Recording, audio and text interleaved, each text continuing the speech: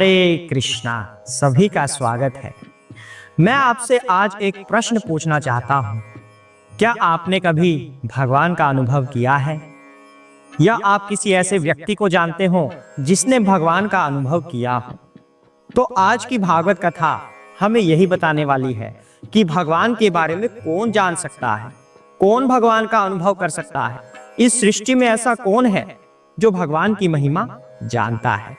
इसके लिए हमें आज की भागवत कथा सुननी होगी। और भागवत कथा आरंभ करने से पहले गुरु महाराज की एक छोटी सी वंदना करेंगे, क्योंकि गुरु महाराज के आशीर्वाद से ही हम किसी कथा को समझ सकते हैं। हरे कृष्णा। सभी अपने अपने गुरु महाराज का स्मरण कीजिए। ओम ज्ञानतिमिरान्धस्य ज्ञानांजन शलाकया चक्षुरुन्मीलितं येन तस्मै श्री गुरुवे नमः। जय श्री कृष्ण चैतन्य प्रभु नित्यानंद श्री अद्वैत गदाधर श्री बसादि गौर भक्त वृंदा। हरे कृष्ण कृष्ण कृष्ण हरे हरे, हरे राम राम राम हरे हरे। हरे कृष्णा। आइए श्रीमद् भागवत कथा का एक छोटा सा वृतांत लेते हैं जो अभी तक चल रहा है, जो अभी तक हो चुका है, ताकि आपको आज की कथा समझ आ जाए। भीष्म पितामह लेटे हुए हैं शरशैया पर। सभी ऋषि मुनि उनके इर्द गिर्द खड़े हुए हैं, हाथ जोड़े उनको नमन कर रहे हैं। युधिष्ठिर महाराज लगभग रो ही रहे हैं।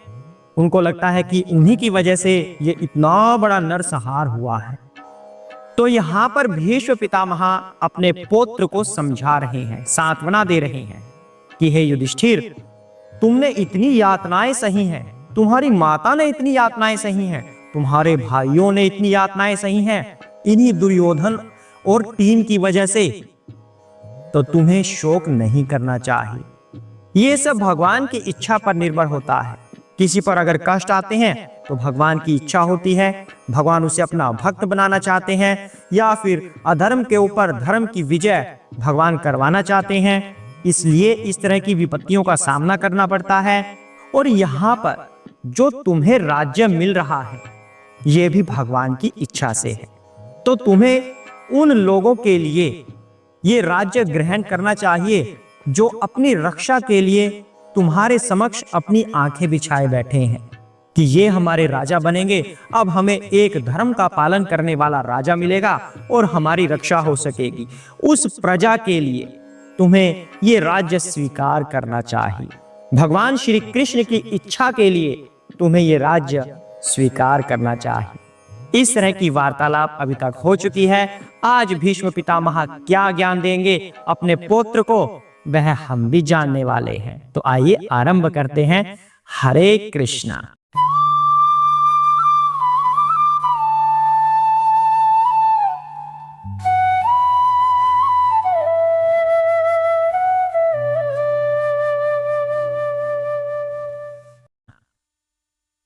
अस्यानुभावम् भगवान् वेद गुह्यतमम् शिवः देव ऋषिः नारद साक्षात् भगवान् कपिलः नृप। हरे कृष्णा। हे राजन, शिव, देवर्षि श्री नारद मुनि तथा श्री भगवान के अवतार भगवान श्री कपिल, ये सभी प्रत्यक्ष संपर्क द्वारा श्री भगवान की महिमा के विषय में अत्यंत गोपनीय जानकारी रखते हैं। हरे कृष्णा। यहां पर बताया जा रहा है भीष्म पितामह के द्वारा कि भगवान के बारे में जानकारी कौन रख सकता है। यही हमने आरंभ में चर्चा की है ना, कि भगवान के बारे में क्या किसी को अनुभव हुआ है आज तक? क्या किसी ने भगवान को देखा, क्या सुना? यही हमारी चर्चा हुई थी ना आरंभ में। तो यहां पर भीष्म पितामह वही बता रहे हैं। भीष्म पितामह कह रहे हैं 12 महाजन होते हैं। 12 महाजन। वो कौन कौन से महाजन हैं? जरा उनके नाम एक बार देख लेते हैं। ब्रह्मा जी, नारद जी, शिव, कुमारगण, भगवान श्री कपिल, मनु, प्रहलाद, भीष्मदेव, जनक, श्रील सुखदेव गोस्वामी, बलि महाराज तथा यमराज। ये 12 महाजन हैं। महाजन का मतलब जो महान भक्त होते हैं, जो भगवान के बारे में ज्ञान जानते हैं, उन्हें महाजन कहा जाता है। तो ये लोग हैं महाजन, 12 महाजन। उनमें से भीष्म पितामह एक हैं। लेकिन भीष्म पितामह अपना नाम नहीं ले रहे।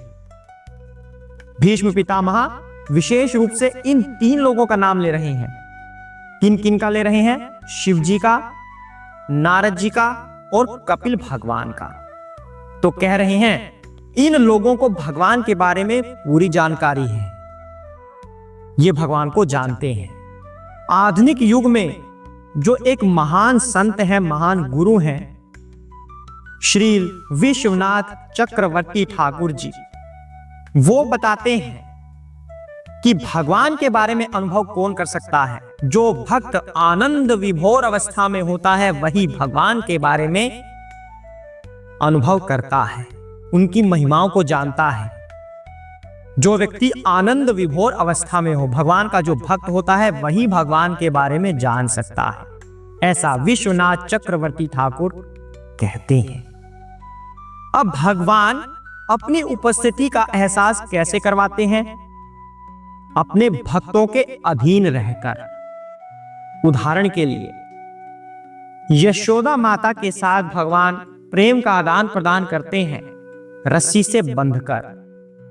यशोदा माता उनके पीछे पीछे भागती है, लेकिन श्री कृष्ण क्या किसी के हाथ आते हैं? नहीं आते।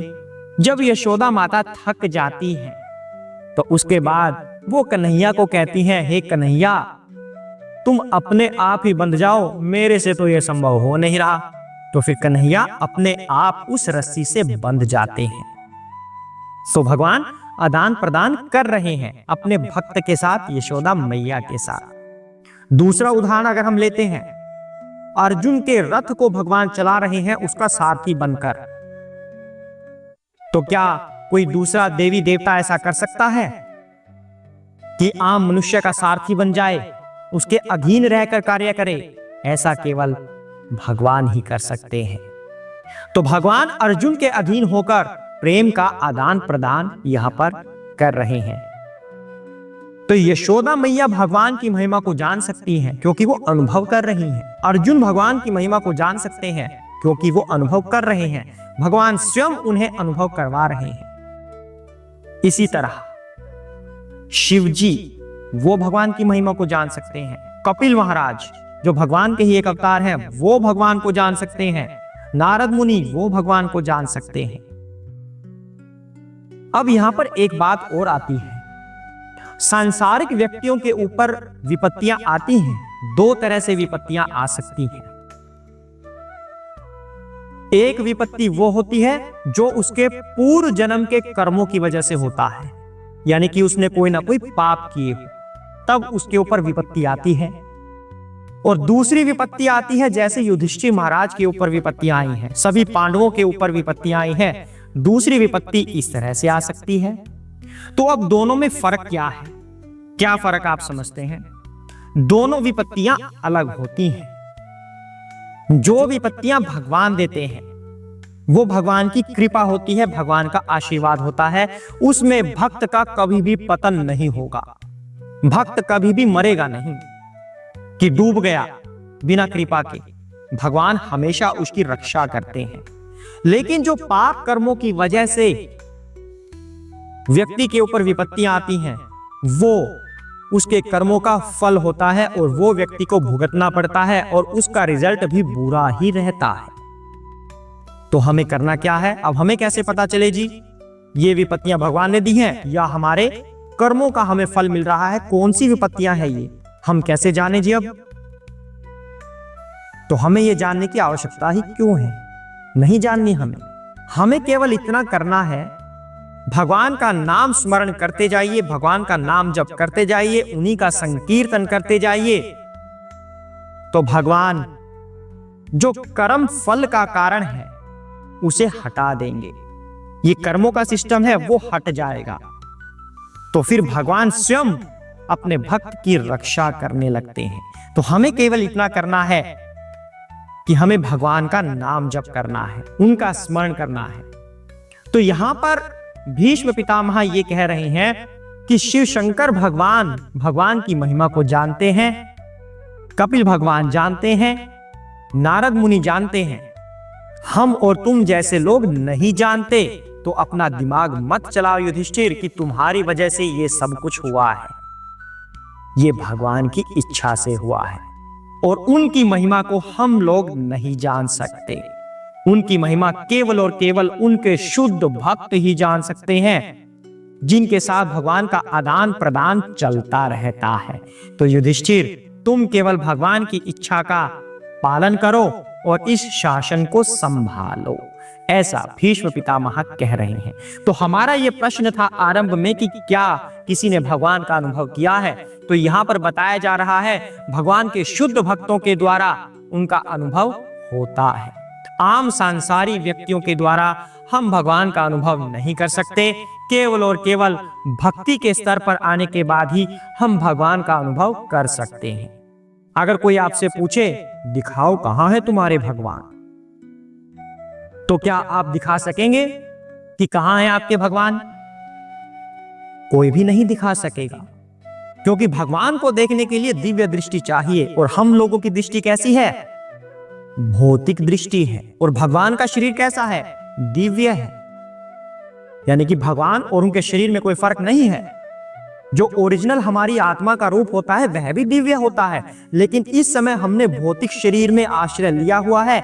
हमारी इंद्रियां भौतिक हैं और इन भौतिक इंद्रियों के द्वारा हम भगवान को नहीं देख सकते। यदि भगवान को देखना है तो हम अनुभव कर सकते हैं, और वह भी भक्ति के स्तर पर। हमें भक्ति करनी होगी, भगवान का नाम जप करना होगा, 2400 घंटे भगवान का स्मरण करना होगा, तभी हम भगवान का ध्यान कर सकते हैं, उनको अनुभव कर सकते हैं। और ऐसा कोई भी कर सकता है, आप भी कर सकते हैं, स्वयं आप कर सकते हैं, आप कर सकते हैं, सभी कर सकते हैं।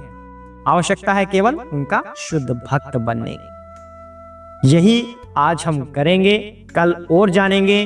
भीष्म पितामह अब कहेंगे कि तुम्हारे मामा का बेटा है ये, तुम्हारे ये हैं वो हैं, लेकिन ये भगवान कृष्ण ही हैं, ऐसा भी संदेश देने वाले हैं। भगवान श्री कृष्ण की महिमा के बारे में भीष्म पितामह अभी बहुत कुछ हमें बताने वाले हैं। और ये सबसे प्रिय बात होती है कि हम भगवान की महिमा का श्रवण करते रहें। इसी तरह श्रवण करते जाइए। श्रीमद् भागवत को आपने बड़ी सावधानी से ध्यान पूर्वक श्रवण करना है। यदि आप ध्यान पूर्वक श्रवण करेंगे तभी भागवत का फल आपको मिल सकता है। यदि ध्यान पूर्वक श्रवण नहीं करते तो उसका कोई फल किसी को प्राप्त नहीं होता। इतना होता है कि चलो थोड़ी सी भक्ति भावना आ गई है कि हाँ भगवान की कथा हो रही है, पर ध्यान से सुनेंगे तो भागवत का फल क्या होता है?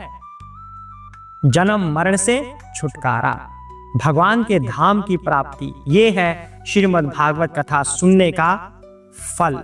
इसलिए श्रीमद् भागवत को बड़े ध्यान पूर्वक श्रवण करना है। कोई प्रश्न हो तो पूछ सकते हैं, बिना समझे आगे नहीं बढ़ना। कहीं पर भी संदेह हो तो अवश्य ही पूछ लीजिएगा। हरे कृष्णा। ओम नमो भगवते वासुदेवाय।